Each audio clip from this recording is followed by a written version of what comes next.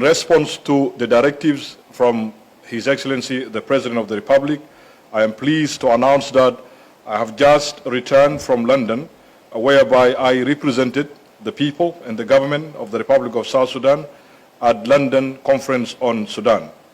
Upon my arrival in London, I was warmly received by the Special Representative of the British Foreign Secretary of State and the head of mission, including the entire staff of our embassy in London.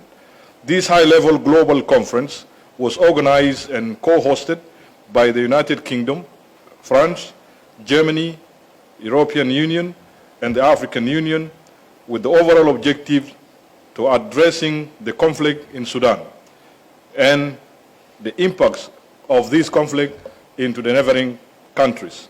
The conference brought together foreign ministers and representatives from across the globe to discuss urgent need for peaceful resolution in the conflict in Sudan, including the growing humanitarian emergency or urgency that resulted to this conflict.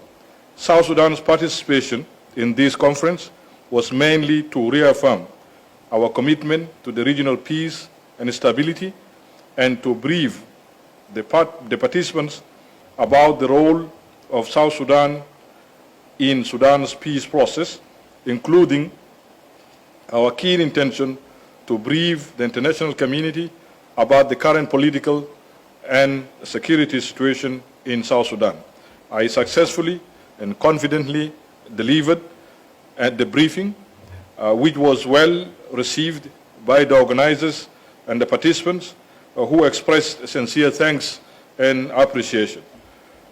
In my keynote speech, I thank the organizers on behalf of His Excellency, the President of the Republic, Salva Kiir Mayardit, for inviting South Sudan and for their continued support to the people and the government of South Sudan. I then emphasize President Kiir's constructive role in Sudan's peace process and the government of South Sudan's efforts, including rendering humanitarian assistance to the people of Sudan. I also updated the participants on the progress of the peace process in South Sudan and the current political and security situation in South Sudan. And I strongly reaffirm South Sudan's commitment to stability and implementation of the peace agreement as appropriate. And I reassured them of a strong position declared by His Excellency President Salva of not returning the country back to the war. In separate note, I reiterated South Sudan's neutrality in Sudan's conflict and our readiness to support and mediate the ongoing peace efforts and drawing from our own experience in resolving conflict through dialogue and reconciliation. On the other hand, I held productive sideline meetings with foreign ministers and heads of delegation from the United Kingdom, Norway, Germany, Uganda, Kenya, Chad, Canada, Saudi Arabia, Switzerland, as well as with representatives from the United Nations and European Union, among others.